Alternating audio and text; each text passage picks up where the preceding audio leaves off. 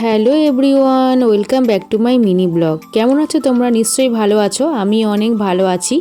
সরস্বতী পুজো তোমাদের কেমন কাটলো? নিশ্চয়ই অনেক ভালো কেটেছে, আর আমারও অনেক ভালো কেটেছে। তো দেখো, আজকে রোববার, তোমার দাদাভাই বাড়ি আছে, তো বললাম যে গাছটাকে একটু ভালো করে নাড়া দিয়ে দাও, আমি একটু কুল কুড়াই। আর অনেক কুল কুড়িয়েছি, ছাদে দিচ্ছি রোদ্দুরে। আর দেখো, আমাদের বাড়ির থেকে না পাড়ার সবাই এসে কুল নিয়ে যায়, নিয়ে গিয়ে প্রত্যেক বছরই আচার করে। আমরা প্রত্যেক বছরই ভাবি আচার করব, কোনো বছরই সেটা হয়ে ওঠে না।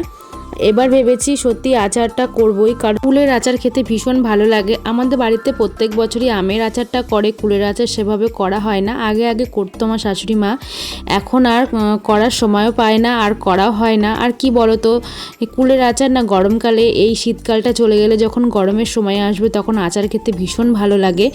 ওই জন্য ভেবেছি এবার আচার করব। আর কুলগুলো শুকাচ্ছি, ওপরে নিয়ে গিয়ে অনেক কুলই নিয়ে গিয়েছি, ছাদে ধুয়ে টুয়ে দিয়েছি, দিয়ে ভালো করে শুকাচ্ছি। আর আজকে রবিবার বলে বললাম তুমি একটু পেরে দাও, আর আমি কুড়াই, কুড়িয়ে তারপরে ছাদে নিয়ে গিয়ে ধুয়ে দেবো, ধুয়ে তারপরে নেড়ে দেবো রোদ্দুরে। আর একটু শুকিয়ে গেলে তারপরে আচার বানাবো। আরোহী কিন্তু একটা কুলো মুখে দেয় না, ও মজা করেই আমাদের সাথে কুড়োচ্ছে।